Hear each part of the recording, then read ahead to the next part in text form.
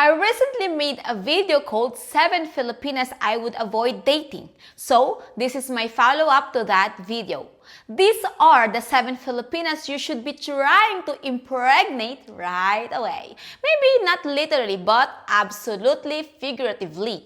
If you meet any of these Filipina, then you should stop what you're doing and make them your jowa or asawa. Put a ring on it. Put a bun in her oven, start a family, and take care of her because you don't want her to get away. So, let's get started. Filipina number 1, the no iPhone Filipina. So, if you start dating a Filipina and she has a cheap smartphone and she's not on her phone 24/7 and she only has one Facebook profile and she only takes selfies a few times a week and she doesn't eat or sleep with her phone, and when she wakes up, the first thing she grabs for is your sausage and not her phone, then, guys, you just won the lottery. Stop what you're doing right now. Go meet her parents tomorrow and take them to Jollibee and ask them if you can marry their daughter and then get her pregnant as soon as possible and thank me later. Filipina number 2, the million peso Filipina. This is the Filipina you could trust with 1 million pesos. If you meet a Filipina who never asks you for money or never tells you sob stories about needing money and she seems fairly good at budgeting her money, and then you give her 5,000 pesos and she still got 3,000 pesos a week later, ding ding ding ding, stop what you're doing right now. Take her to Boracay and go propose on the beach and then eat a big seafood dinner to celebrate and have some mango cream pie for dessert. And maybe go ahead and have 2 slices of that pie and then go right up in the sunset together. Filipina number 3, the laid-back Filipina. You meet a Filipina and she's had the same job for the last 2 years. She sleeps in the same place every night. She doesn't have any emergencies or major drama. She's not hungover every other day. She's not moody. She doesn't get upset if you don't reply to all her messages right away. She goes to the beach and actually has a good time. She's never in a hurry or worried about gossip or having anxiety because of her aunt's electric bill. Instead, she's just consistent, laid back, and knows how to chill the fuck out. Guys, it's going to be hard to find. But if you actually find that Filipina, then you say, "Hey baby, I have a really crazy idea. Let's get married so we can play poke your tummy in the dark every night." What do you think? Filipina number 4, the maid with benefits. You start dating a Filipina and she starts making the bed in the morning and she starts doing your laundry and cooking you dinner and doing the dishes and taking out the trash and sweeping the floors and cleaning the bathroom, and she goes shopping for you and she buys you fresh fruits and veggies at the market and she fluffs your pillow before bedtime and then she shows you her best reverse cowgirl because her number 1 job is making sure that you are always empty and that you have a good night's sleep. Guys, don't be dumb. That's a maid with benefits. And that's the Filipina that you cancel any other dates that you had lined up or any other life plans you had scheduled. And you marry her tomorrow morning before some other guy figures it out and you lose her forever. So, I've heard this same story from a lot of foreigners over the years. They had the maid with benefits and they were dumb. And they started playing around with bar girls. And they lost her. And they spent the next decade regretting it. Filipina number 5, the transparent Filipina. You start dating a Filipina and you get to meet her family and her friends. You know the entire timeline for her whole life. Her Facebook profile is intact and you can see what she's been up to ever since she graduated high school. Her life is an open book and she has nothing to hide. Guys, you found the unicorn. So, what you do is to take her to the SM Mall and take her to the jewelry store and you buy her a diamond ring. And you say, you're going to be my wife and we're going to make babies together. And I'm never going to leave you for the rest of your life because I love you. Now, let's go play just the tip. Filipina number 6, the virgin. You meet a Filipina and she's actually a virgin. She's never worked in Manila. She's never worked in a bar. She doesn't have any babies. And she's not a cream pie dumpster for foreigners. Finding a virgin is a special thing. But the key with this is that you have to make sure that there's not something wrong with her. And you need to make sure she's not a lesbian. So, confession, I'm not a virgin. Surprise! I've been around the block a few times and I know how all the parts fit together. But I've never worked in Manila. I've never worked in a bar. I'm not on Tinder. And despite what everyone thinks, my body count is very low. Somewhere between 2 and 9. And more importantly, I'm still a tight Filipina.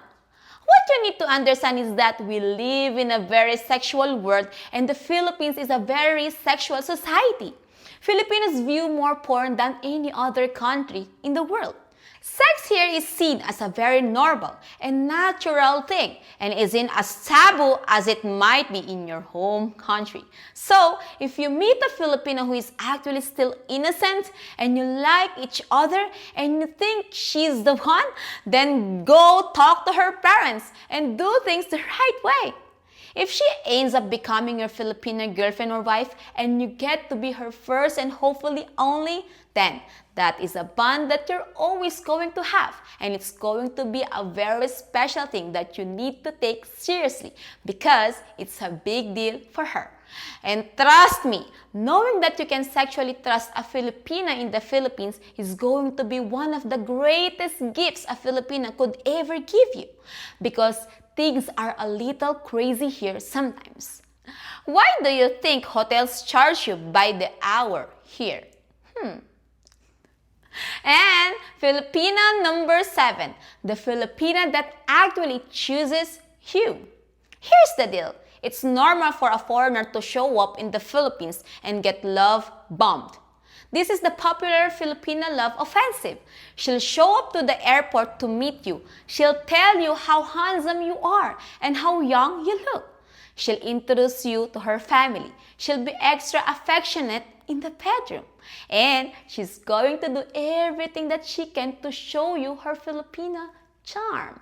And then 2 weeks or 2 months later when she doesn't get what she wants and you catch her in a lie or call her out on some of her bullshit and you're suddenly going to need to call an exorcist because, lucky you, you're finally getting to meet her other personality.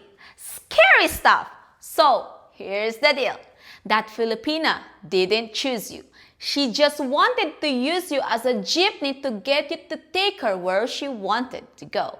And when you stopped giving her what she wanted and she noticed that the jeepney wasn't going where she wanted it to go, she turned into a demon. Welcome to hell. Dr. Orion Taraban talks about this concept in his book, The Value of Others. I highly recommend that you buy this book. If you are even remotely considering the idea of dating in the Philippines, and yes, Dr. Taraban and I are getting married, but he just doesn't know it yet. For real guys, he's a smart motherfucker and you should be paying attention to what he has to say if you want to be able to navigate the sexual marketplace in the Philippines or anywhere else in the world. And if you know anything about my channel, you know I don't have sponsors. I don't sell or promote other people's shit. And the only true products I talk about are Red Horse and Jollibee. So now you can add this book to that list. Red Horse, Jollibee, and The Value of Others by Dr. Orion Taraban. Here's what he explains better than I ever could. What you actually want is a Filipino who chooses to ride on the boat that you're the captain of. It's not about you're taking her where she wants to go. It's about the idea that she is actually choosing you. She wants to be on your boat. She wants to go on a voyage with you. If you find a Filipina who is actually choosing you and not just using you to get what she wants, then that's the Filipina that you should be making your first mate. And then you put her in charge of extending and washing the periscope every morning so that your voyage will always be smooth sailing. Seriously, guys. If you find that Filipina, then lock things down with her because that's going to make life on your ship so much better. Let me conclude by saying it's more fun in the Philippines, but only if you're smart enough to recognize the difference between a good Filipina and a rotten mango. If you have some experiences or insights to share about finding the good mangoes, please leave a comment below so we can all learn together. If you'd like to ask me a question, it's easy. Just sign up for my free weekly newsletter called SMART123 and you'll be able to email me anytime. The link is in the description below. My name is Irish. I live here in the Philippines and my goal is to help guys find love and be smart and end up with the good Filipinos. The ultimate mission of my channel is to make the world a less lonely place. And I hope today's episode helped make that happen in a tiny way. Everything I create is free. But if you enjoy my content, feel free to tip me by hitting the thanks button below so I can buy Red Horse and Jollibee. I live a very simple life here in the Philippines and I don't need anyone's money. But none of this would be possible without all the generous people who keep showing up and watching and helping support my efforts. It's my pleasure to do this work. So, thanks to everyone for watching. And as usual, don't forget to hit the like and subscribe button for the good luck of the Philippines.